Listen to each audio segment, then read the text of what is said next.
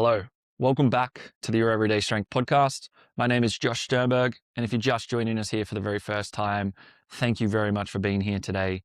If, however, you are returning, also thank you very much for being here today. I always appreciate it, and I appreciate you. Today, we have a guest with us, Mr. Chris Mott. As always, I'm going to hand it over. I'm going to put him on the spot, and he's just going to sit here and tell us who he is, what he does, and all the rest of it, and we're just going to let it flow from there. So welcome, good sir. Hello. Thanks for having me, man. No stress. Yeah, it's good to be on. So a bit about me, I guess. Chris, as you Yeah. said. Fun facts, name, age, location, all the rest of it. So I coach myself, 32 now, getting older. Been doing this, we're coaching nearly 10 years. So next year will be 10 years and competing for just over that, around that similar sort of time, which has been cool. So I got to experience, I guess, different stages of both powerlifting as an athlete and also as a coach, which has been cool. Like similar to yourself, I guess, like you've been through it, changed, competed, not competed. So, pretty much solely done that for the last 10 years, which has been cool and given me the opportunity to expose as many people as possible to strength, powerlifting, which has always been my goal. I think it's such a powerful thing for people to experience, because it's something a lot of people probably don't recognize or think they're capable, worthy, or whatever, or like their perception of what training is a little bit different. So it's been cool to like get them to, if it's someone doing their first comp for the first time, or like someone in them, they're middle-aged or whatever, and they don't have the they've never had the opportunity to like express that side of themselves. So that's kind of what I do, and then I just tie that into, I guess, being supportive,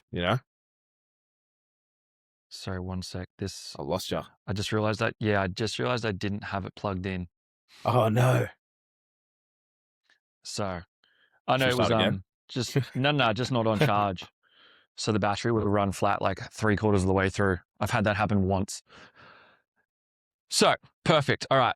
Touching on all of that. Firstly, if you're 32 and you've been powerlifting for a little bit over 10 years, you would have started fairly young in comparison to like maybe not as much nowadays, but like back then that would have been a pretty sort of younger age to get into powerlifting. What was it that actually brought you to that? Yeah, for sure. I mean, I'd been training since I was like 14, 15, but I would say obviously like most of us, a bit more like bodybuilding style or whatever my perception of that was. But I was always like, drawn to strength in other aspects. But when I guess got introduced to powerlifting, I'd seen some videos like Dan Green and stuff. I was actually like touring with my old band, and there was a guy there that started a bit of powerlifting. He showed me videos of Dan Green, like in his, I think it was like those old gym videos where he's like orange, like rack, like he has like a fucking Scully beanie on like this, and he's just doing like crazy shit. So I guess that was my first like seeing it. And then in the gym I was training at the time, there was a guy who had done a powerlifting comp, and I was training alongside him, and I had moderately strong numbers, but I still didn't know actually like what powerlifting was. I didn't know what a low bar squat was or anything like that. I was like high bar squatting, benching, and deadlifting. So I was still doing those things, but like I wasn't correlating that with like a competitive, I guess, experience. And then he did one, and I got introduced to a bunch of people that were competing, and then lined up my first comp. And I just fell in love straight away. Hey, like just the energy in the room, the, I'm gonna say camaraderie. Like I felt it was like quite a supportive group of people. Even if you were competing against them, like there was some people in that first comp that I'm still friends with today, even if they're not necessarily lifting anymore. And that was the first time meeting them. I might have been competing against them, but like at the end of the day, it was like still cheering on everyone. And that's something I've always liked about powerlifting, that you probably don't get as much in many other sports, like especially if it's a competitive thing. You might, congratulate people at the end or whatever. But like actually, like when you're doing it, like there's so many comps I've been to, competed at, I'm sure the same, where like people are cheering on their competitors, people are cheering on just complete strangers that they've never met, which is like unreal. And I've always liked that. Yeah. Yeah, 100%. That's probably been that. I'm very, very similar in that regards with like powerlifting. That was probably what drew me to it. Was that camaraderie? Was that I grew up playing team sports my entire life, so going from that to then training in a gym where you're kind of very solo, Mm. and it is a very individual endeavor, especially that bodybuilding aspect. Like, there's definitely not bodybuilding competitors out the back cheering each other on. They're kind of being No, like, no.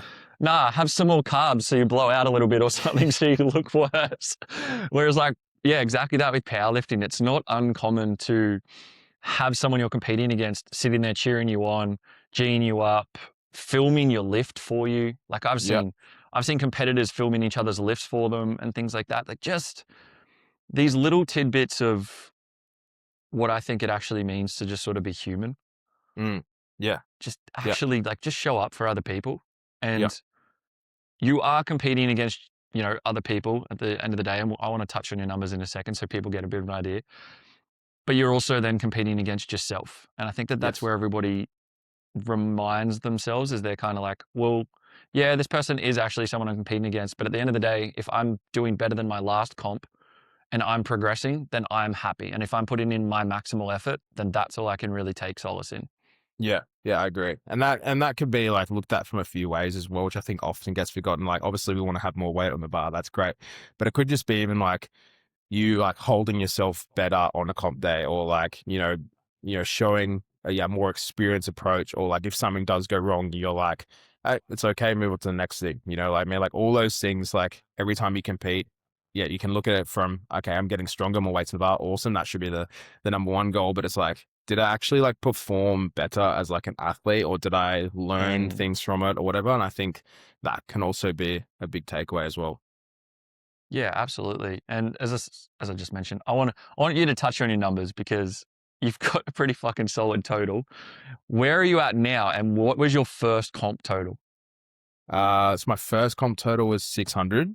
So I think it was 230 squat, 140 bench, 230 deadlift. I've Oof. always just like found squatting to be my thing. Like I've always just preferred squatting. I've always felt more natural. So, I remember like the first comp, people often were like having conversations about, deadlifts should be above your squat or whatever like that. No, that just was like never the case for me.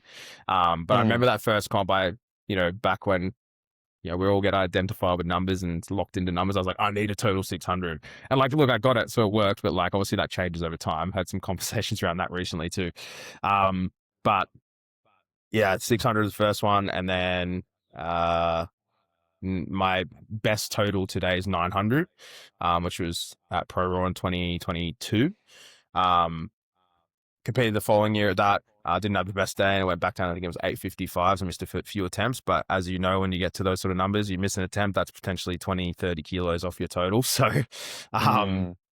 and then since then, I haven't done a full wrapped meet. Since then, I did one in sleeves last year, which was fun. And I never competed in sleeves. So then I hit 820 in sleeves there. And then just did bench only at nationals. So I haven't gone above the 900 yet, but that's going to be the goal hopefully over the next few years again to get a clear runway to do so. I think the other thing as well is like anyone, when you get to those sort of numbers, like the risk is inherently higher, and to piece together a really good prep and also piece it together on the day is where it gets so challenging. And, if you look at all those top guys, their totals may range anywhere between like 50 to 100 kilos different from potentially what they've hit before or whatever, purely based off how it goes in the day. And you could be doing everything right. And obviously, things can go wrong or you make mistakes or whatever. And I think, people probably don't think that the experienced have those issues as well as much as like beginner lifters, but it still happens. And this is probably less leeway, if anything, because there's more load. Yeah, 100%. I'd almost argue the other fact is I reckon experienced lifters have more issues than the inexperienced lifters Mm. from what I've seen. Because when you first start out, and I remember my first comp, I went in with no expectations. Yep. At all. All I wanted to do was just get on the platform and compete. I think my first comp, I got 235 squat, 145 or 142 bench, and then 240 deadlift. And for me, I was like, oh, this is fucking great. I'm the Yeah. strongest PT at my gym now, so this is all that matters to me. But I just had no expectations. And although that comp itself wasn't my favorite day out, it was probably my favorite comp to date because I just went in to have fun, Yeah. lift some weight, meet some people, do something that I hadn't done before.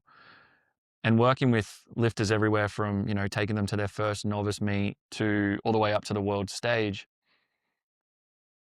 It's the people who are more experienced and are lifting those heavier numbers who have smaller margin for error. Mm.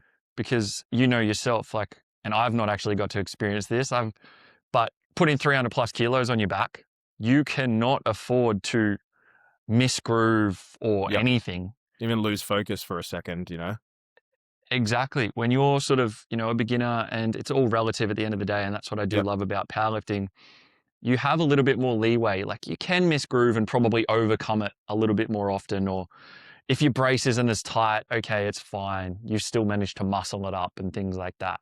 Yeah, you can't muscle You that. just don't. No, fuck no. If it's not moving and it's got that much weight on your back, it's not moving anywhere at all. Yeah, yeah.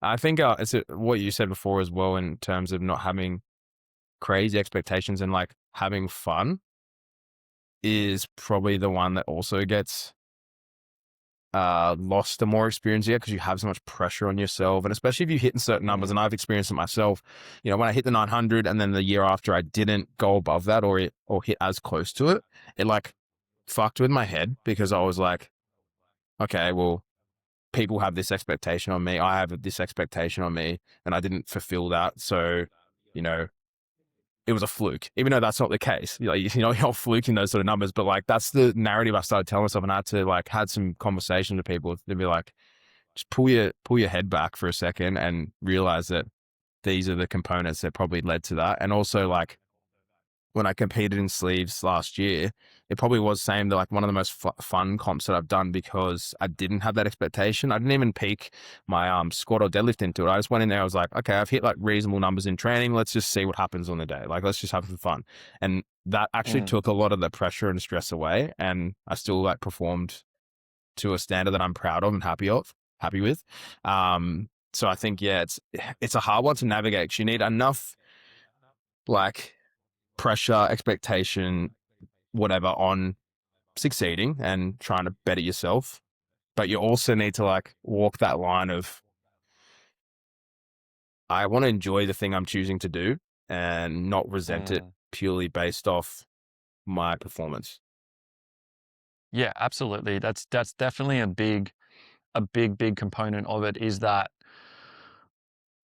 fine line, and it's learning, and this comes with age and experience and all the rest of it as well, but it's learning to peak your arousal levels effectively and knowing when to be pushed, when to pull, when to go hard, when to pull back, and all the rest of it. It's something that you can only learn with experience. And powerlifting is obviously such a different sport in comparison to, we'll say, football or something like that. Like within an AFL season, right, or rugby, they're playing upwards of 20-something games a season.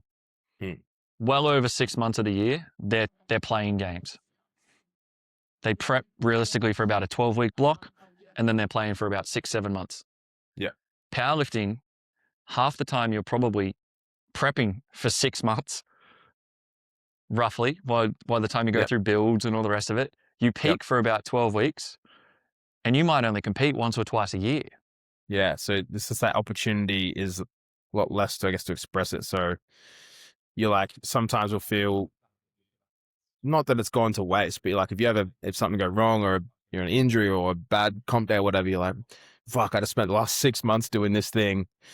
But like, that's the game. Unfortunately, and the more experience you get, obviously, as well, you might spend a year adding fucking 5 kilos to your total. And that's with like doing all the things. Some people more, some people less, it just really depends.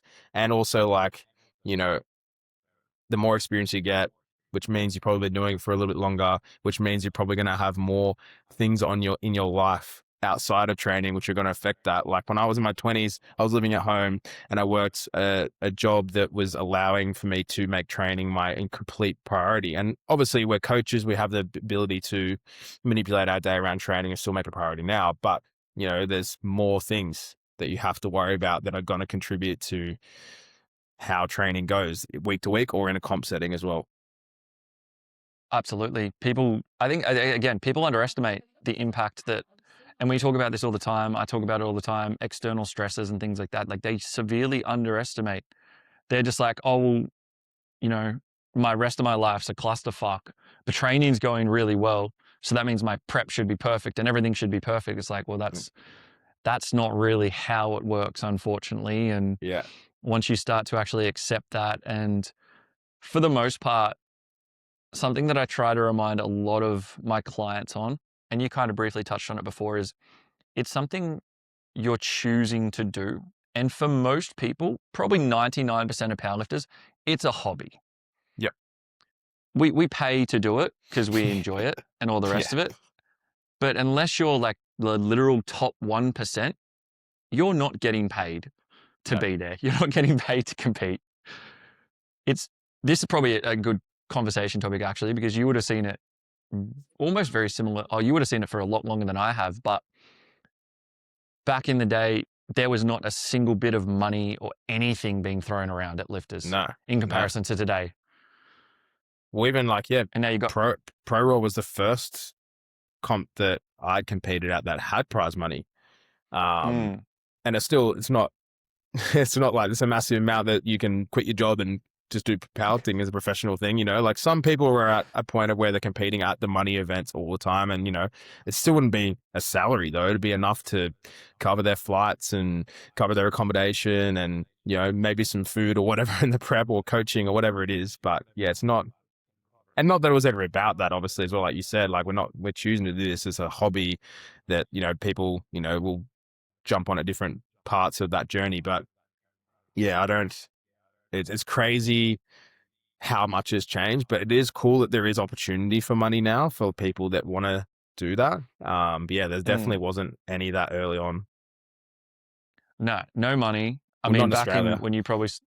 back when you probably started as well, even within the gym, like if you started training at 14, there was like no social media. There was No. no coaches online. There was no fucking anything to figure out what the fuck we were doing. It was just, this is a barbell. Have There's had a it. barbell, kind of watch the big, strong dude in the gym or whoever the biggest was in the gym, if they're a bodybuilder, if they're whatever I thought a powerlifter was back then, which is, you know, there wasn't that many, especially where I live as well. Like there was no powerlifting gyms or anything, you know, there was people doing squat, bench and deadlift, but like, I was like, okay, I guess that's just what you do. Right. So you try and like take a look at what they're doing, maybe have some conversations, which was cool. But like, yeah, early on, like, especially when I was that young, I was training commercial gym. Like there's no, even from like a training structure perspective, I think my first like program that I followed or saw was like an old jailhouse one. I think it was like 8x8. And I just thought you do that on everything because I didn't actually understand the program. So I just like 8x8 squats, 8x8 tricep extensions, 8x8 fucking bicep curls. And I was like, well, I'm in a gym for like so long, but I just loved it because when you're at that age, you just like love it. And I think, You have the time. yeah, well, that too. Yeah, the time, but also like you're just so G'd up to train. Like I think I was probably training 6 days a week at that point, 7 days a week. Like, and if I wasn't, I'd go in and just fucking train arms just because I loved it, you know, like, and I think that's where you've got these characters now, like, you know, Sam Sulix and all those sort of guys. People like us probably actually relate to them of that because, well, you know, he's moving out now, but he's young and he's in that moment where like everything is just super exciting. He's like G'd up to get a pump in the gym. And I feel like sometimes that unfortunately gets lost a little bit, especially with powerlifters because we're so caught up on like the numbers and stuff. We forget to like actually enjoy training. And if we don't have a comp lined up or an event or whatever, like you need to like pull yourself back and be like, I'm actually like, I love doing this. So I should just enjoy it.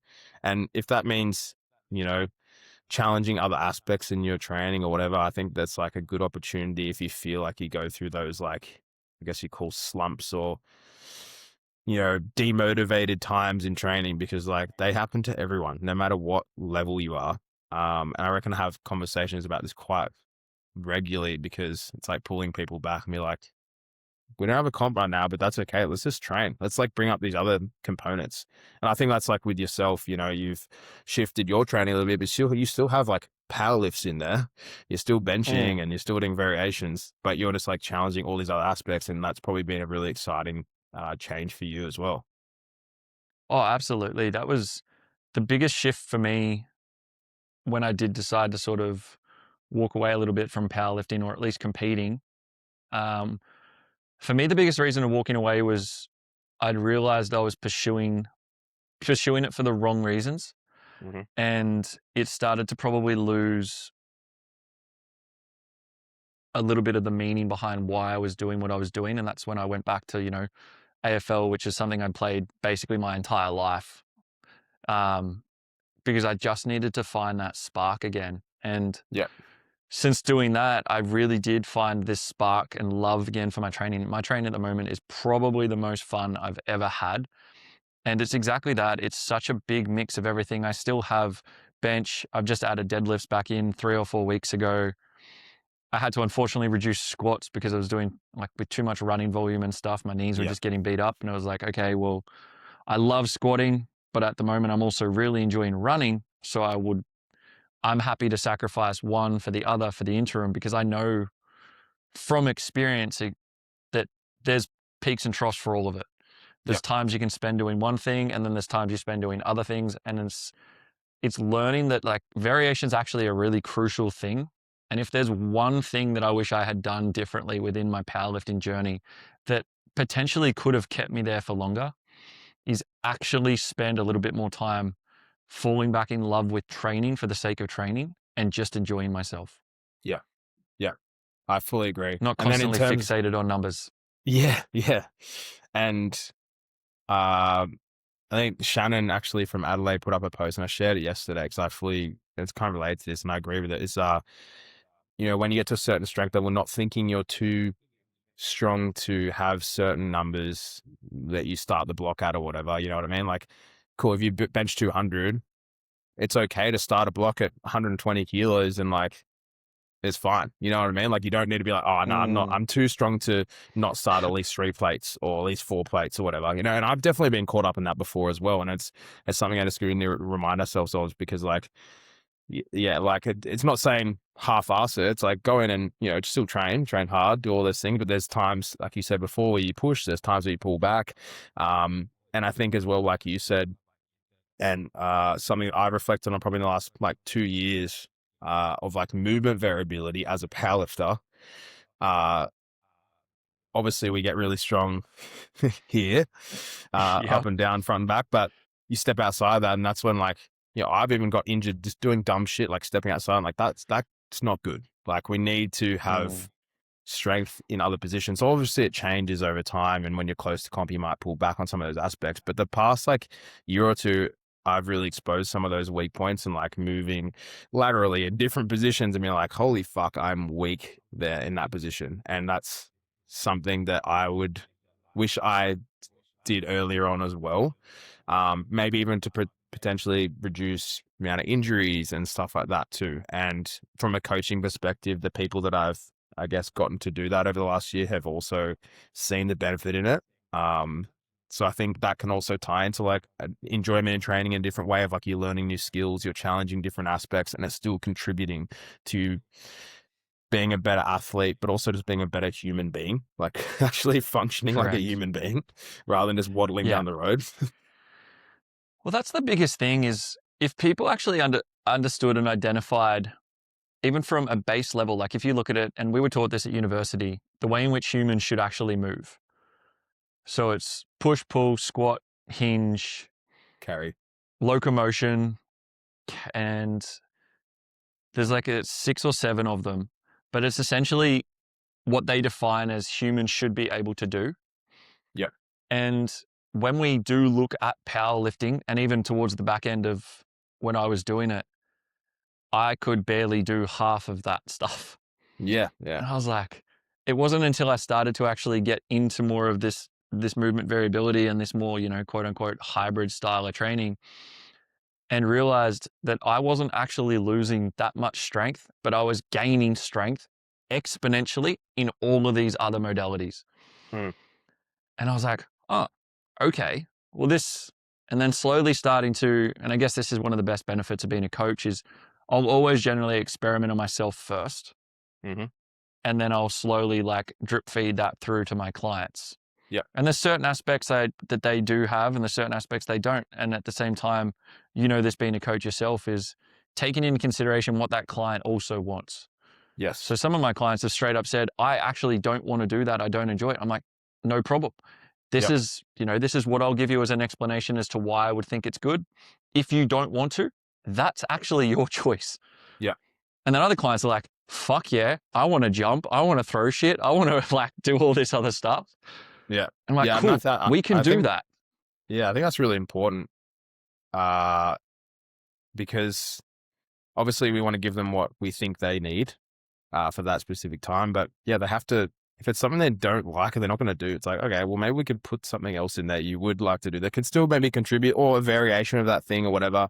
Or it's like even, some exercise, in my opinion, just like don't work for some people. Like it just, they don't, whether it's a positional thing or a connection thing. And, it doesn't mean you can't get good at it and over time maybe influence it. But if they don't like doing it, they don't feel good doing it, or if they don't get good connection or whatever in that sort of movement, is there a way you can, or is there a substitute or a variation that you can get a similar or the same thing that maybe makes more sense to them? I think that's an important conversation as well. But yeah, like, I think like you said, like your strength and everything still came up and you just improved these other components, and you probably didn't feel like you were made of glass, which is often a thing that, ends up happening with It's a powers. big thing. We end up being scared to like do basic stuff. Like I've been, close to comps before. I'm like, no, I can't do that because there's a chance of me getting injured, and like, I don't like it. It's good to, care about that and make sure that, this is the goal, but you shouldn't be scared of doing daily things or like things that like are going to potentially get you injured. And just have a bit more versatility with that as well. Absolutely. It's a prioritization thing. We understanding when we're coming into a comp, the comp is our main goal, and that is perfectly fine for, a 6 to probably, I would say to most of my clients, like from an 8 to 10 week window out, Yeah. I'm okay with them to basically do anything they want before that. Yeah. So if they have, I had clients who liked rock climbing and kite surfing and all these different activities. And they kind of got into this weird notion that, oh, I can't do any of that anymore because I want to get strong. Mm. I was like, no, we absolutely can. We're going to have a bit of a prioritization around, how much of it you're doing per week. And if we can try and keep rock climbing away from your deadlifts, because then your grip strength's going to be affected and things like that. But I still want you to do everything you love doing. And then as we get closer to that, 6, 8 week out window, then we're just going to shift the goalpost a little bit. We're going to keep the priority on powerlifting. We'll get through the back end of the prep, and then we can get back into the things that you love doing again completely. Yeah, I agree.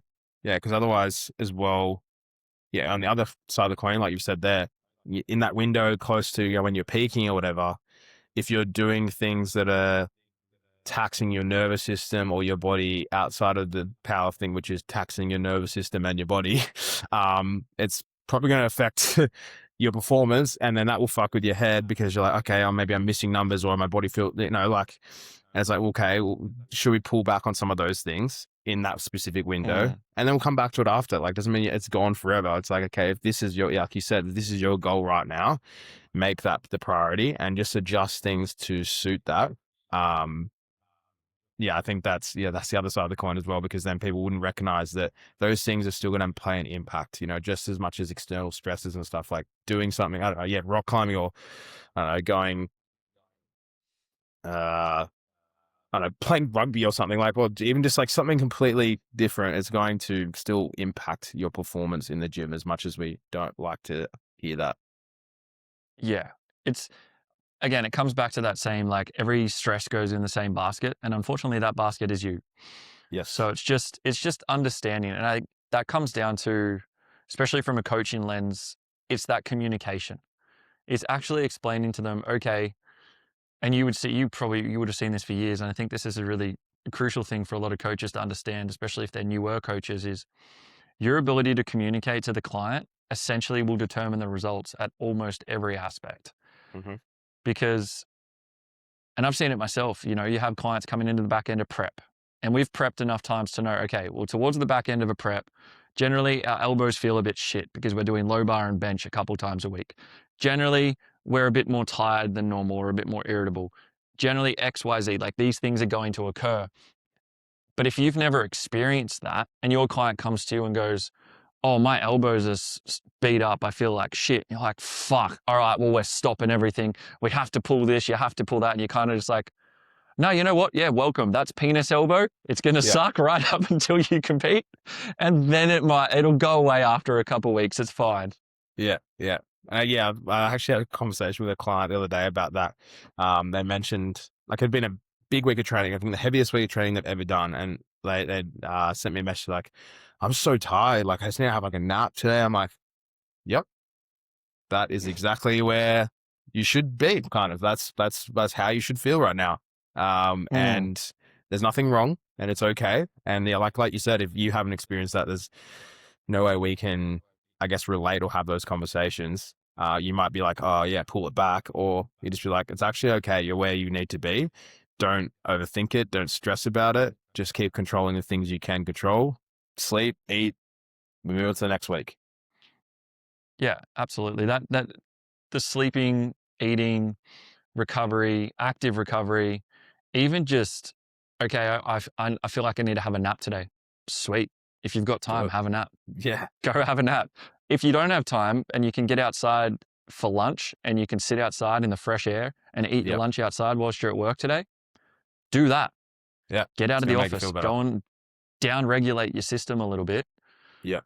so that you can actually show up for your training. And oftentimes when you can actually articulate that to someone, it makes them feel better for Yeah. one, but then their trust in you as their coach also increases, which is only going to directly, like, positively affect your relationship with them to continue Absolutely. moving forward. Yeah. Yeah.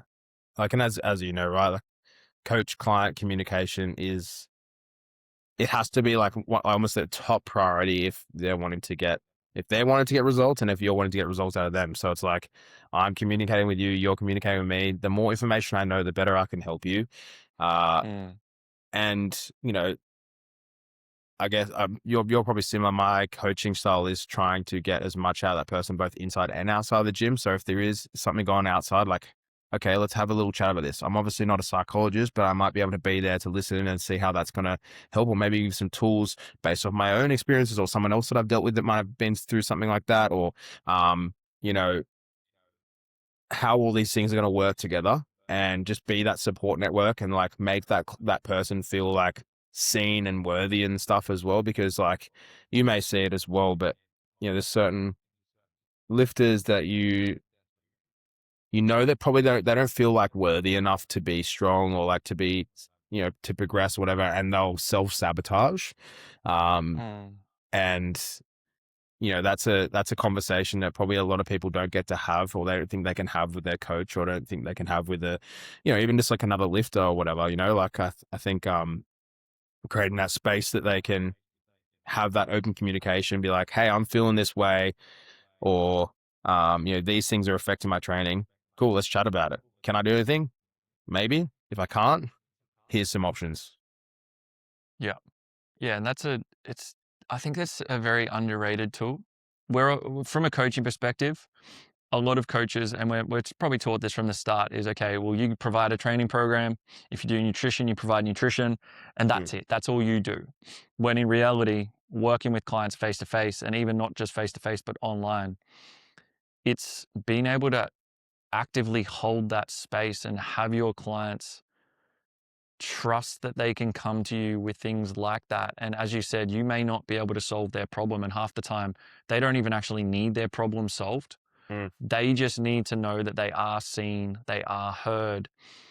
And again, it continues to breed the relationship that you both have as coach client. And this is why, even for clients that have finished with me, I'm still incredibly close with and friends with and all the rest of Yeah, it, because we do have that relationship, and they've realized that I don't just look at any of my clients as a number or money in my bank account. I'm like, okay, yeah, well, how can I best help you as the person that you are? And that actually might have nothing to do with training or nutrition. absolutely. That might be, okay, you know what? And it's not uncommon where I've given clients, all right, the task this week is I want you to write down every single night at the end of the day, 3 things you're grateful for from that day. You know what we're going to be doing? I'm going to get you to do a little bit of box breathing. Here's a video on how to do box breathing. This is what we're going to trial out. Yeah. These little things that to them, they're like, oh, well, this isn't new macros. How's this going Yeah. to help? And then all of a sudden they start doing it. They're like, oh man, like this week has been great. Like I had all these really cool things happen. You're like, that's amazing. Yeah. And all of a sudden training goes really well as a byproduct. Absolutely. And yeah, I'm the exact same. I literally recommended meditation, visualization, like all those things, because like we see the benefit of it and we know that it works. And, you know, for certain circumstances, it's like what they may just need, that little extra 1% of whatever they're struggling with, or just like that. Yeah. 5 minutes a day of like some gratitude or, some like down regulation or whatever. It's more powerful than most people recognize, especially if they haven't experienced it before. So I think in my opinion, I'm guessing your opinion based off what you just said, coaching is it's a much more global thing than a lot of people Mm, think. And I think it's like up to us, obviously, explain that when we take people on board as well, and be like, you know, yes, you'll get your training program, yes, you'll get your nutrition, whatever. It's like I'm your support network right now to make sure you can get the most out of these things. Um, And yeah, like in your case, like the same thing where we end up developing friendships, relationships with these people. And you know, I'm sure you didn't say you've worked face to face. They end up telling you all their problems. They're like, we end up being somewhat of a psychologist, which is, you know, it's cool that we can create a space for people because they might not have anyone in their life that can do that. And I think mm, where a lot of coaches now, especially when they go just straight to the online space, they don't get to develop those skills and the rapport and um you know, learning how to actually like have conversations with these people. So mm, if you're just going straight to online, it's like a hard thing to do that. And I think people need to all experience some sort of face-to-face coaching. Because it's like, that's where you actually like develop this understanding of people and different personality types and like, yeah, how to actually communicate with people, which is super powerful. And for that hour in their day, that might be the best thing that they have in that day, you know, like, and it's easy for us to discount that sometimes, but like being just like there and being that person and be like, okay, for the next hour, nothing else matters outside in your life. You can communicate with me, we can train, we can just do the thing. It's super powerful. And I think we're in a pretty cool place of influence to do that. absolutely. I think it's critical, especially as a coach. And I wanna ask you about with a lot of your clients, and from what I see online and things like that, you've created such a fucking amazing community of guys. And looking even at yourself, how you would be perceived externally. You're a large human being covered in tattoos. Yeah. A lot of the dudes that I see you work with are all very large, big boys and fucking all the rest of it. Probably a little bit more, you know, rough around the edges and all the rest of it. I know you have a fucking massive crew of females and young and old and all the rest of it too. But how have you actually found bridging the gap with maybe some of those guys who have potentially come in with a little bit of that like bravado of, oh, fuck this, I'm just going to lift heavy and all the rest of it, and be like, well, hey, that's great, but we're actually going to address some of these other things too. Yeah, that's actually a really good question because I have had to navigate that. And you know, I'm probably at 50-50 with that. You know, I obviously, like we talked about before, coming into the sport, my exposure to powerlifting was a bit more of that kind of hardcore side where it's like, get in there and crack on. It doesn't matter what fucking bench you've got, what barbell you got, like you're lifting, you're lifting. And I still believe Mm, that. And I think some people now get too caught up on that sort of stuff. But, you know, from the other perspective, yeah, like there is going to be times where You just need to be a little less of a meathead. Um, and that's coming from myself as well. Like I've been there, I've done that. And there's definitely moments where I'm like, okay, I probably should have, not done that. And whether, increase the risk of injury or whatever, I'll just do something dumb. But, when you're around people and you're lifting, you're like, all right, this is it, which is sick. But yeah, I guess having those conversations with those sort of people, and usually they end up actually being way more vulnerable than they come across as well. Probably because they Mm, haven't had anyone actually like have those conversations or like listen to them or be like, dude, it's all right. Like we're just lifting and I want you to enjoy that thing and I want you to push, but also I want you to like know when you need to like just chill out for a second and just align with where you are in that particular moment of your life. yeah. Yeah, definitely. It's it's interesting. It's so funny because as you said, like some of those guys, and I've worked with a few myself, they end up not being more vulnerable, but I would say that they just finally almost feel safe enough to express it. Yeah. And they're very well maybe people who've never really felt like they've been able to do that, or they have to carry that persona about them of, oh, I'm a big dude, I lift heavy weights, this is who I am. Yeah. It's like you can be that. You can actually be that, and you can also be a big dude who lifts heavy weights and start your day with meditation and journaling. Yeah. Yeah, sure. That's the thing. And I think that's a really good point. It's like, and I've been reminded before that like you don't have to, yeah, have this like strong identity of every part of your life. Like it's great and it's a good characteristic, but you are allowed to be a fucking human being at the end of the day. And what you do in the gym or what you're doing for work or whatever, it doesn't define you as an individual. Like you can be those things, you can have those aspects. But yeah, you might fucking have a moment for yourself in that day, or you might, be there for someone which they wouldn't usually think to count on you, or actually like allow people to support you as well. And that's something that I've had to, deal with recently. It's like, if I'm a support network for all these people, and I'll do that anyway, and I have no problem with doing that. I also have to allow them to do the other, and I have to be like, no, it's not just okay. Like, allow that support network as well, which is, it is a tough thing if you're always in a position, especially as a coach, where you're supporting other people, to actually allow that for yourself as well, whether it be, if you're a lifter, coach, whatever. Yeah, 100%. It's something I had to come to terms with because as coaches, our role is to help, is to solve problems, is to guide, is to be there to support, is to do all of these things. And then in times when we are going through our own struggles and we have things arise, we almost shy away. And I'm guilty of this. I've been going through some stuff recently as well, and I've actually not told my clients. Mm, And then I'm like, well, I finally actually told them all this morning, and the response has been beautiful. It's been truly, truly amazing, which is what I kind of thought it would be. But at the same time, I was like, I don't necessarily feel like I want you guys to support me. I mm, don't want you to feel like you need to support me because I'm your coach. mm. But at the same time, actually allowing the space for them to even just say some kind words.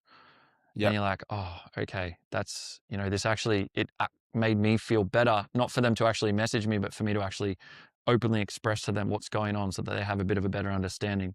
Yeah. Yeah. And I feel like if you, like you, it's not saying you have to put your things on them or, whatever, Mm, like you might be worried about that and like, managing their emotions too. But, you've most likely built good relationships with these people. And they need to also see that you are human as well and that you do have feelings and emotions and stuff like that. And you're doing your best to manage it for them. But like there's going to be days where you'll struggle just as much as anyone else. Everyone's got their own things, and that's not one better than the other, and that's not one worse than the other. It's like, okay, well, I'm going through this thing. I'm still going to be a support network. I'm also going to allow support from you. And it's just like a cool little universe of yeah, I guess support and, like-minded people able to like have a space to feel that way or react that way or whatever. Absolutely. With your coaching, and you and me sound very similar, and I think that's probably why we've gotten on so well over the years, is we probably are very similar in a lot of aspects. How much of a role of community do you believe has played into like your success as a coach overall? Massively, massively. And I talked about this, actually with Riley the other day, but, um, my, he asked like what unchained strength like meant to me. And that's changed dramatically from when I started. Because it started as like, I want to be a coach. I want to show people strength. Awesome. I still want to do those things. But now in like the last couple of years, especially, um, seeing and experiencing the community now and how they get around each other and how they're like so proud and loyal to represent myself and each other, like, is massive. And I actually had a client finish up with me last year, because he's moving to a different discipline. And I was like, that's sweet. That's not my world. You can go into that. And he was like, I just want to still be a part of the community though. He's like the one part that I was like, I'm going to miss is that. And I'm like, we're always around. Like, you're not going anywhere. You know Yeah. what I mean? But, I think that was a cool reminder of like, no matter where people are on these journeys, that they've felt like a community, a home or whatever that they're a part of and they're welcome in. And that's no matter if, because obviously I've still got Gen Pop clients that aren't powerlifters too. And I want those people to also feel like that.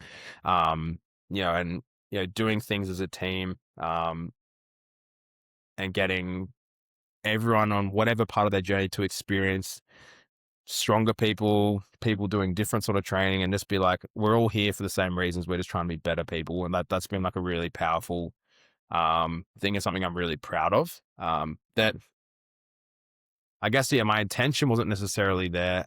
It was more to focus on the individual, but I ended up just cultivating into this wider community as well. And now obviously I have people outside of Sydney and stuff as well, which, we'll jump in our team chat and like have conversations and say things and stuff. And like, that's really cool. And if someone's competing and there's a live stream, people like G'ing each other up, like within the chat and stuff as well. So yeah, I think community is like probably one of the biggest components now. And it's something that I want to obviously never lose and keep there, and whatever that looks like.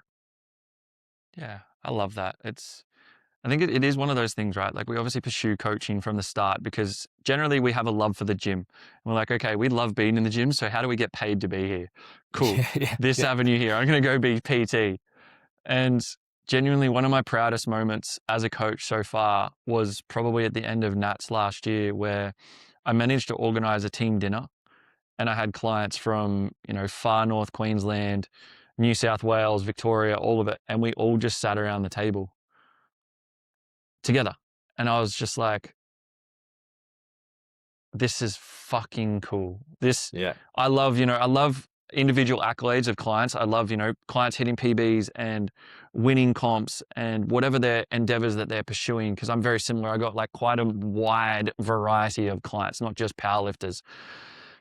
And just to see them all sort of come together and just interact and talk as if they'd known each other for years, because they might have seen some of their lifts getting reshared on Instagram or like just connected through things like that. And I'm like, man, this is fucking cool. Yeah. And it's nice to sit back and look at that and like be like I contributed to this. They obviously are contributors too, because they're the ones, getting around each other and stuff. But it's like we're in a space to cultivate a bunch of people coming together through a love of strength or whatever it is, which is a pretty cool feeling. And not many people probably get the opportunity to do that unless they're, within a sporting club or something like that. So it's nice to like be in those moments where it's a team dinner or a team training session or whatever, and be like, look around and like, this is it. Like this is the real reason for like coaching outside of getting people better and towards their goals. Like it's like connecting people through a love of this thing, which is awesome. It's creating and cultivating that community. And like we both know powerlifting as a sport itself is a very individual pursuit. Mm. But we also both know that it's not just us out there lifting the weight to get us there. Yeah. It is a fucking team, whether that be your coach, partner, friends, training partners, the other people who might just be in the gym. It's never something you've actually done alone. Yeah. And I think like that, and I don't know if you get this, but whenever I compete, you obviously hear and see the judge in front of you, or you're listening to them, but I'll always hear the people I train with, their voice like coming over the crowd or whatever. Like there's a specific noise and you know that they're there and you're like, not only am I doing this for myself right now, I'm doing this for them, which is like cool. And it's really, you know, I guess empowering, if you want to call it that. And also like whenever you go to a comp, you know, there's the community within powerlifting as well, which I've always loved. It's like, I might not see you for 6 months a year, but I'll go to a comp, you're there, I'm there. Let's chat, you know? Yeah. You might have competed with this person once and you remember them 3 years later, like, oh, like we competed together, like catch up with them, lift alongside them, whatever. Like there's always that, which is pretty cool as well. And even just like speaking to people, saying hello to people, meeting people, having conversations about training stuff as well. Like, you know, sometimes I'll pick the brains of people at comps. I'm sure you do as well. Like all that kind of comes into the same bigger community outside of our individual coaching teams. It's like powerlifting is still, you know, it's actually quite small in Australia. Like everyone does kind of know everyone. And there's obviously younger It's crew very coming up and niche. older. Yeah, exactly. And like, I think that's kind of cool because like I've met some of my best friends through this world and that's like a pretty cool space to be in. Yeah, I definitely think it's one of the more positive attributes that I still continue to love, and why, despite not competing myself, it's not something I ever want to not be involved in. Mm. Even on the weekend, I did have a client who was meant to compete, and unfortunately he pulled out at the last minute, but I was still there handling uh, Kiva's partner, Mads. Yeah. And she was like, "Oh, you don't have to come now." And I was like, "No, I actually just want to be there." I was like, Yeah. I'm going to another comp next week. And I said to one of the boys, I was like, "Man, if you need a hand, let me know. I'm going to be here regardless.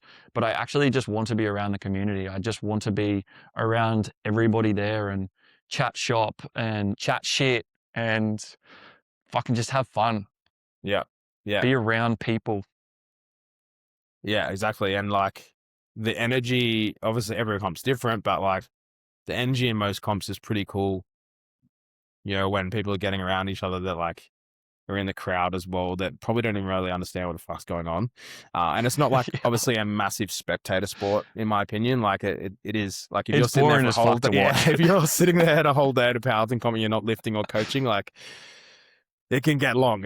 Some of those days go long. But even if you're there for, you know, deadlifts or squats or whatever, and you're, you know, just cheering people on, like that's like a cool, like music's pumping, everyone, like I love that. Like that's what I've always loved as well. Maybe coming from like a music background and like it's a similar kind of community style where like everyone's there just to like express themselves and like uh hopefully enjoy the process. Like yeah, I love Mm. that. I love that. It's great. Touching on that, because you kind of brushed over it at the very, very start. You didn't really say that you're a musician and that you're in a band. You sort of mentioned, "Oh, in my old band," or something. Yeah. Give us an insight. Like how long have you actually been in a band for?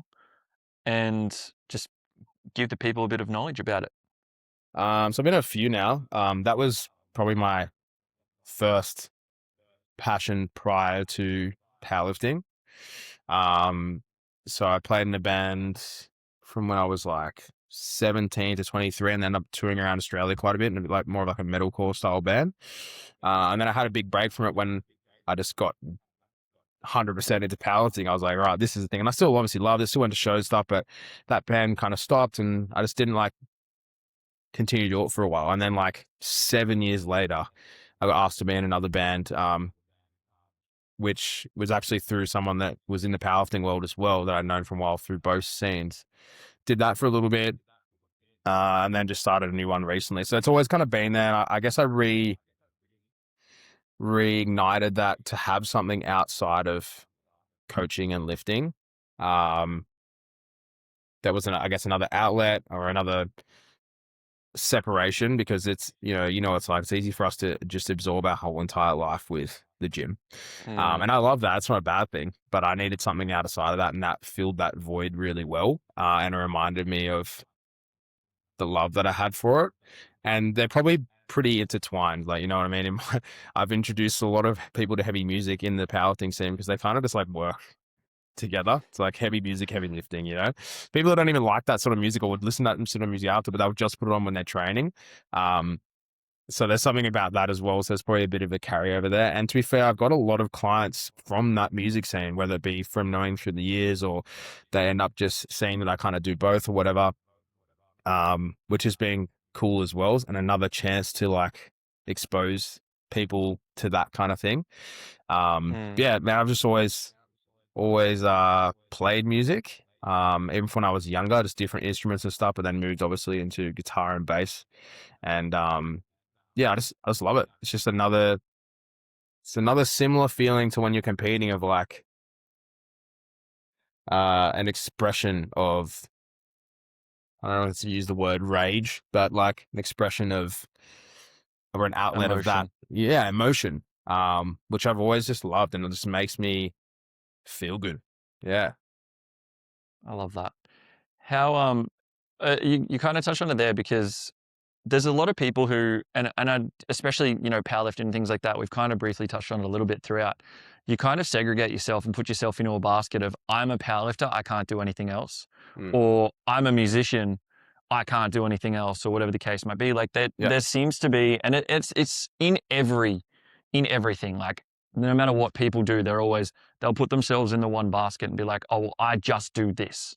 Yeah. This is who I am, and they create their identity around that, when actually having these other outlets and having these other pursuits that you are doing, although they might not be directly correlated to each other, you can see signs and similarities between the two, or three or four, or whatever the fuck, however many you want to do, that you're kind of like, okay, well, what is it that I love about music? Well, it's this. Well, what is it I love about powerlifting? Well, it's this. And everything at the end of the day is just an individual pursuit to get better at something Mm.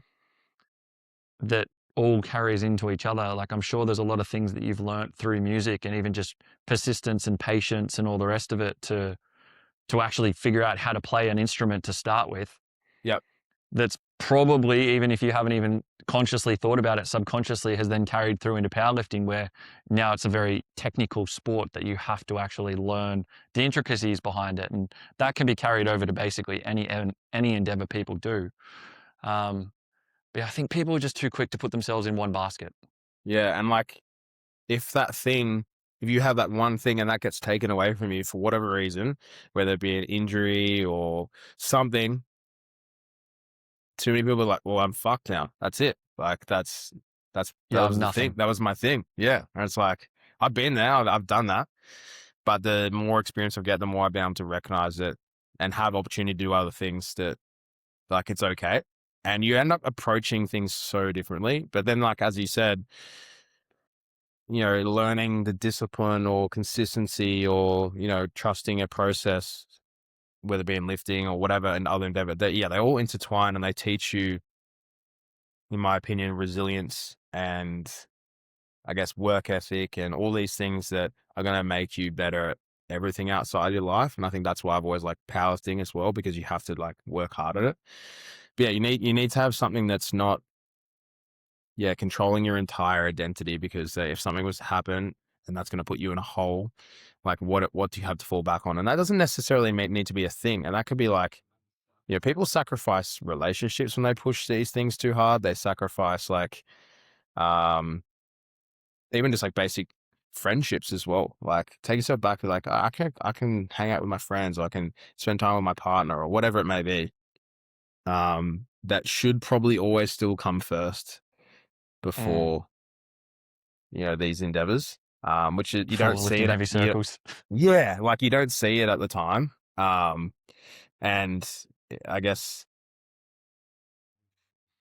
because of social media and stuff as well. And it's like made it like, all right, this is big fucking hardcore thing where it's like, I'm going into battle with fucking everything while I'm lifting, like, you know what I mean? Like that.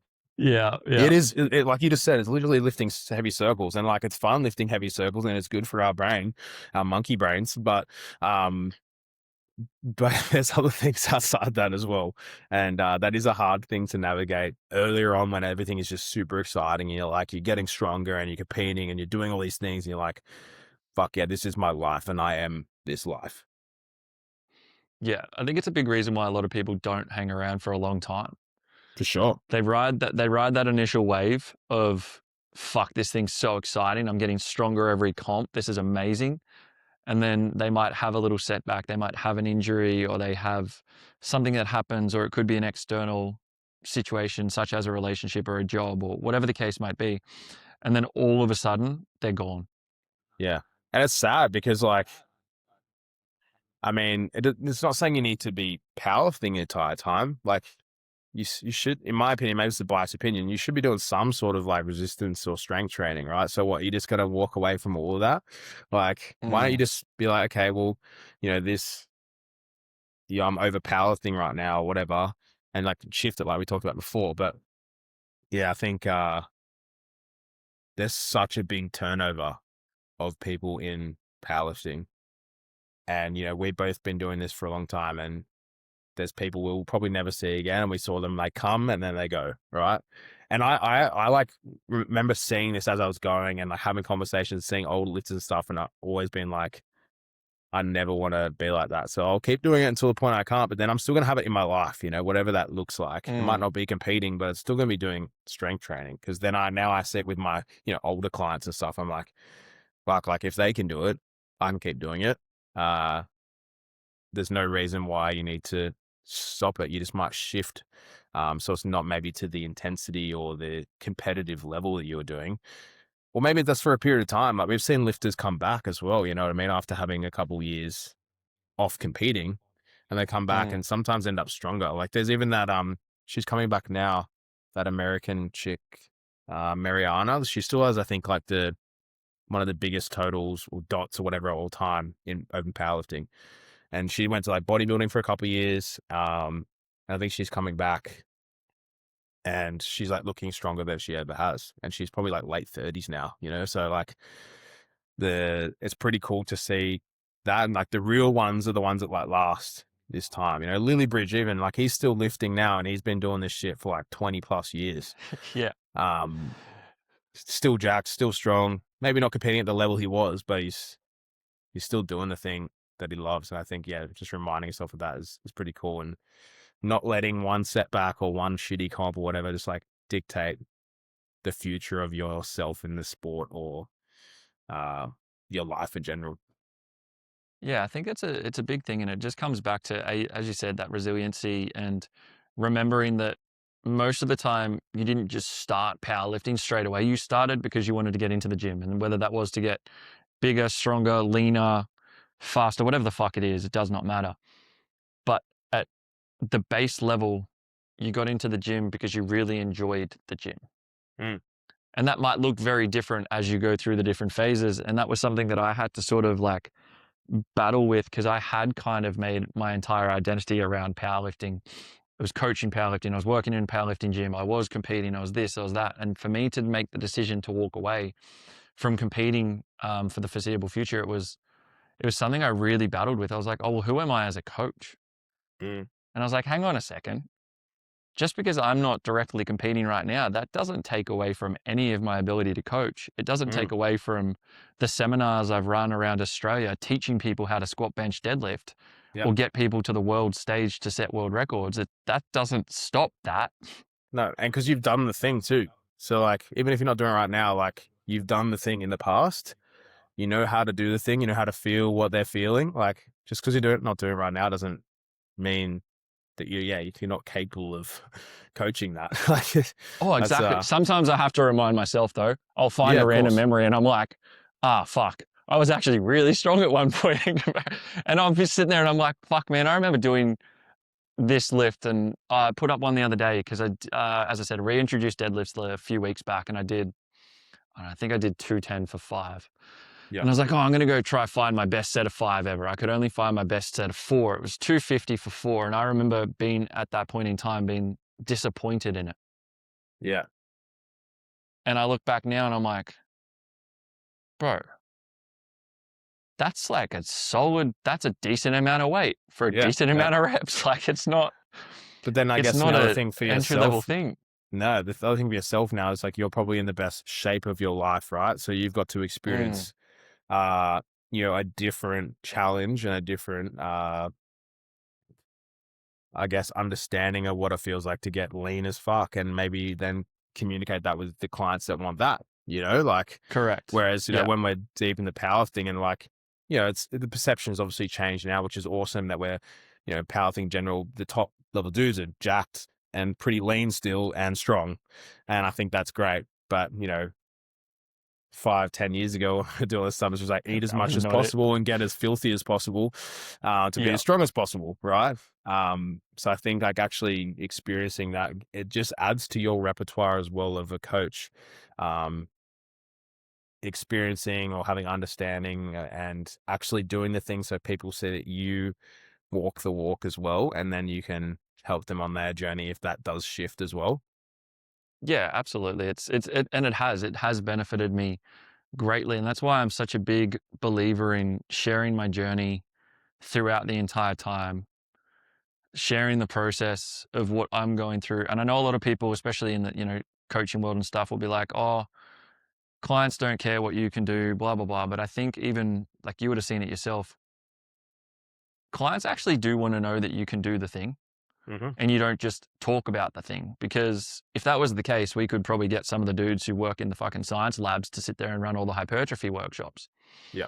It's like, I'm not going to go to a hypertrophy workshop from some dude who's 55 kilos dripping wet, who's sat in a lab his whole life, Yeah. even though he might know a fucking lot of things, but I'm probably going to go to the dude who's 100 kilos, pretty jacked, Yeah. and although has no formal education, he's going to be able to teach me a hell of a lot of different things because he's done the thing.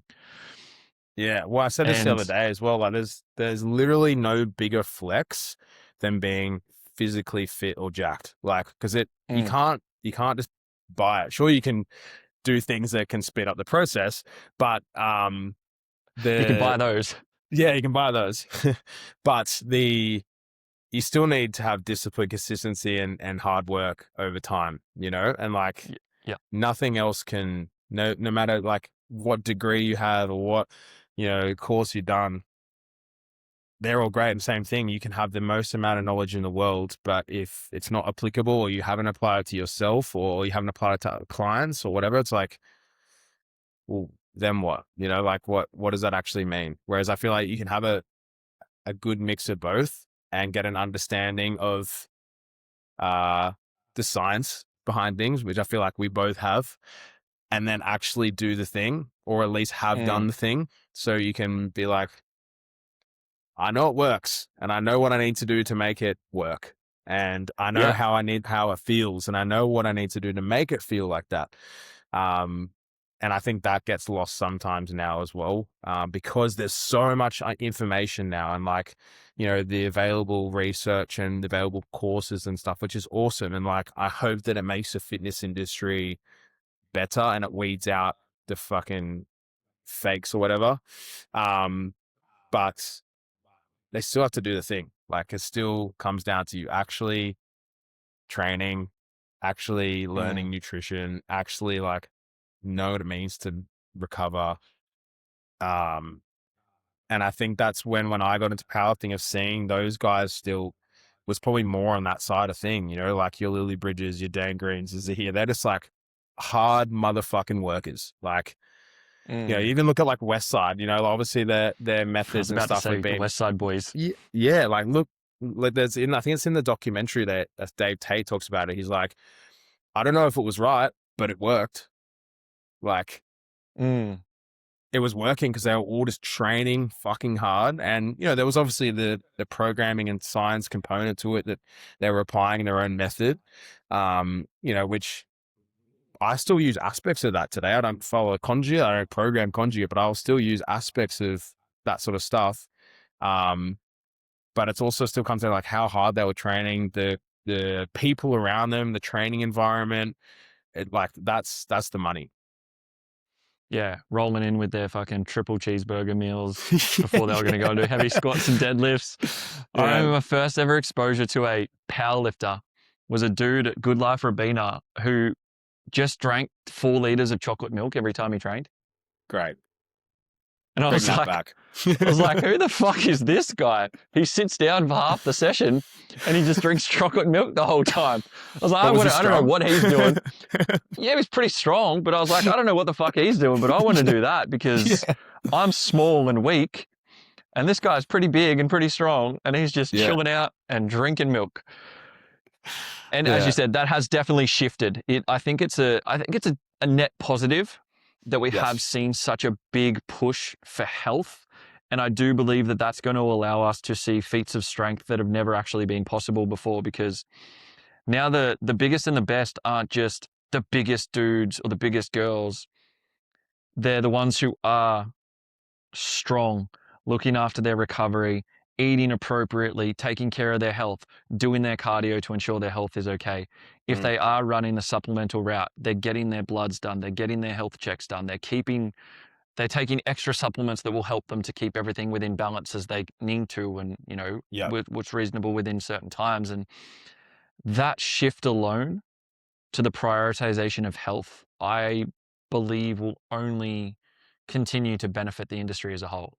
100%. And you've seen that obviously if you look at the top guys now, both in Australia and in America or Europe, they're like that, they're jacked, they're lean. But yeah, even from like what you just said with like the blood work kind of stuff, if you go down that route, like I remember listening to a podcast with Pete Rubish and he was talking about, he's like, I never did blood work. Like and you just buy the drugs off the guy in the gym and you didn't know where they were from. And you just like figure out if it was good or bad. And if it was bad, then you'd know about it, but you never did blood work or your blood pressure. Cause like, whatever, just go in and lift weight. Whereas like, it's actually good now that people are taking that stuff more seriously, because it obviously is probably the most important component if you're down that route as well. And not enough people are talking about it, or more now, but and not enough people are like recognizing the seriousness of it. And I think probably because we've seen, influx of people with heart related issues and stuff, not as much in the powerlifting world, but, bodybuilding, that kind of stuff. And it's like, okay, well, what's the missing component here? Like, does there need to be more health monitoring, and does there need to be more understanding of the effects of these things on your body and stuff as well? Yeah, absolutely. Even not from the PED's perspective, like just as a general basis for any of my clients is I always want them to try and get bloods done every 6 months. Mm. Even just from a nutritional perspective, to ensure that we aren't leaving any extra benefits on the table, because at the end of the Yeah. day, we could be ticking all the right boxes. You could be hitting your protein, carbs, fats appropriately every day. You could be doing your cardio, doing your training, doing all the rest of it. But there can still be some deficits. And if we can improve, and it's even just a 1%, 2% improvement, well, Yep. fuck, you know what? That's 2% better that I'd take rather than not have. Yeah, and even if it's like over the counter supplements to help with that, you know what I mean? And all like, Mm. if you're looking at their inflammation markers or, whatever aspects that, you can make some nutritional changes that might be like, okay, we might implement some foods like this that might increase those aspects, or like reduce these foods because your body's just full of inflammation all the time.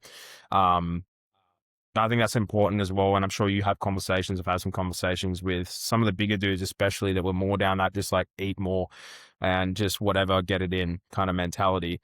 And actually making the changes with those kind of people will be like, yeah, we're going to eat food, but I want you to be wary of these things because you always feel inflamed. And then seeing an actual change in those aspects after making that. And then they realize it like, oh, so I thought I was doing it right before, but now I'm not, and you probably felt that now as well with the body composition and the health marks you're in now compared to when you were 120, Yeah.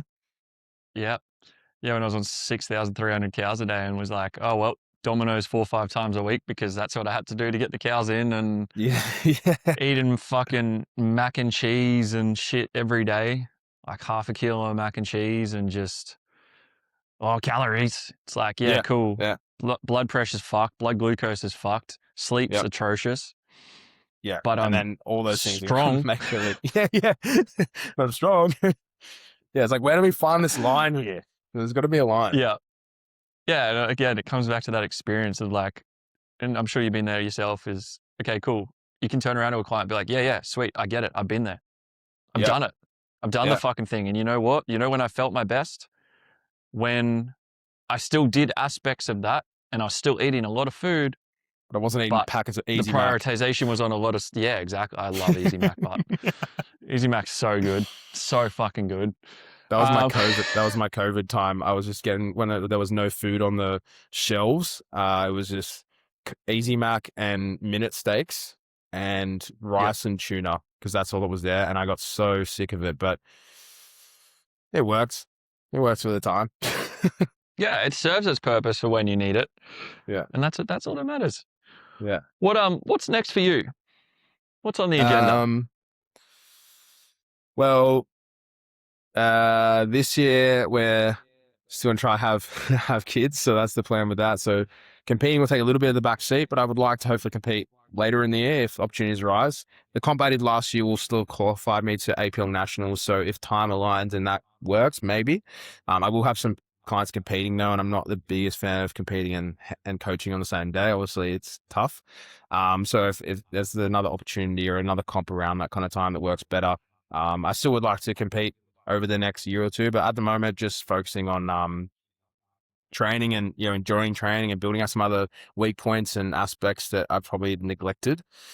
So that's the kind of plan there, and then obviously continue to build the coaching team. Got the first international comp with Justine in Ireland at the ABS Pro this year, so that's my first coaching overseas and into an international comp, which is going to be pretty cool. And I'm really excited for that. Not only to have her there, but also be in that environment around those people, those coaches, those athletes. Like, that's a cool achievement. So yeah, I guess coaching is taking a big priority whilst still having my training there for what I need and just pushing aspects that, as I said, I've neglected. And if a comp aligns later in the year, early next year, I definitely want to get back on the platform. I definitely want to get back into wraps and, get yucky and strong.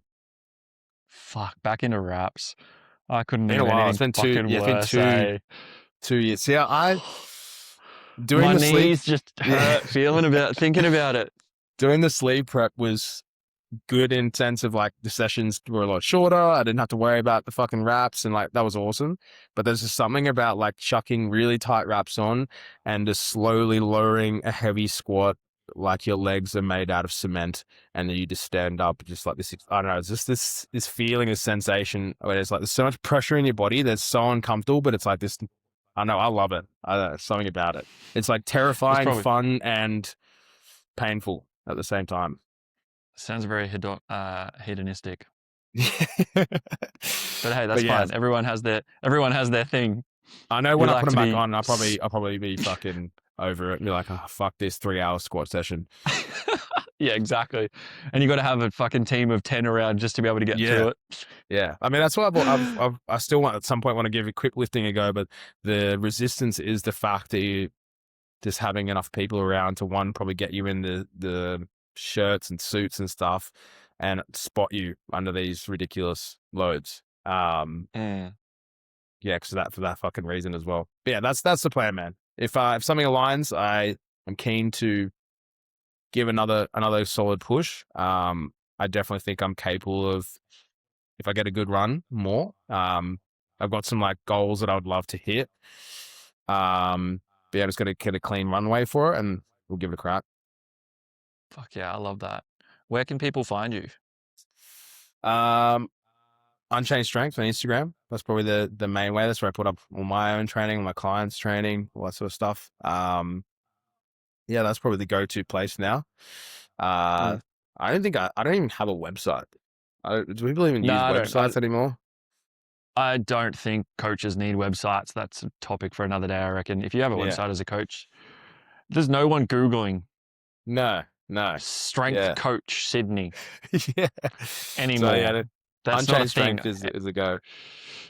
I'll put all that in the show notes as well. Hell yeah. But before we wrap up, my good sir, I've got 3 questions for you. All right. First one. If you could tell your younger self one thing, what would it be? Stop being so negative. Okay. Yeah, stop being so negative. Just actually like, uh, not not be so negative. Not be so hard on yourself. Like everything is going to be okay. Yeah, I think that's something that I probably only reflected on recently. But yeah, I was definitely a cranky young man. So the fact that if I was to go back and say that outside of work or training related advice, it'd just be like, it's all gonna be sweet. Everything's gonna be right. I like that. What's your favorite animal? Favorite animal. Actually, it's funny you asked this because we had some people over the other day and they're asking what animal you'd be, like would want to be. And I think rhinos are hectic. Okay, for some reason, I was gonna bet on at least you saying a gorilla or a Oh silverback yeah, or well, I something, said but gorilla the first rhino time. makes sense actually. I said Rhino gorilla the makes first sense. time. Or like if it could be a house dog, like a dog that's like a well looked after dog, you know, that'd be pretty damn cool. But a wild animal, yeah, I think a rhino would be sick purely because they're just like massive, basically dinosaurs. Yeah, Or a silverback gorilla, that'd be pretty fitting. I love that. Yep, perfect. That's where I thought you were gonna go with it straight away. Um, Last but not least, what does strength mean to you? Mm. Strength is to me an expression of physical and mental toughness, I would probably say, or challenge, physical and mental challenge that can be expressed however you see fit, but it's something that I think everyone should experience or challenge in their life, whatever that looks like, if that's in training, if that's in, you know, uh, something challenging in their life, or just like actually, yeah, exposing themselves to it forcefully in a way. Because we all are going to experience having to go through some sort of strength, but actually like getting yourself to do it, like whether that, as I said, be training or something that's out of your comfort zone to challenge you physically and mentally through strength or mental toughness, whatever you want to call. Yeah, that's I guess what it means to me. I think just an expression of both those things and how you push through it or how you overcome it. I love that. I love that a lot. That's genuinely my favorite question I like to ask people because listening to people's explanations is just amazing. Yeah. It's a cool But thing. Strength, even just like the word. I love just the word. It's just such a yeah. powerful word. Mm. Yeah, I mean, you've got it in your company name. I've got it in my Yeah. company name. Yeah. It's yeah, it's something for me that was always, even from the first iteration of my personal training business, I designed my logo before I was even a PT. Yep. And I've had the same logo since. Yeah. So That's unreal. it's yeah, it's cool, man. I really like that, and I really fucking appreciate your time today. I know Thanks everybody for having me, listening at man. home will have appreciated it as well. So, for those at home who are listening, firstly, thank you. Secondly, I'll put all of Chris's details in the show notes, as always. You'll be able to find him on Instagram. There'll be a post that goes up, and he'll be tagged in it as well. You'll be able to find him. Go and have a sus. If you're in the area, fucking go hit him up. Go train with him. Hell Try yeah. train with him. Try catch up. Try keep up. But as I said, thank you very much for listening. I appreciate each and every one of you, and I'll catch you on the next one. Boom. Hell yeah. That was good, man.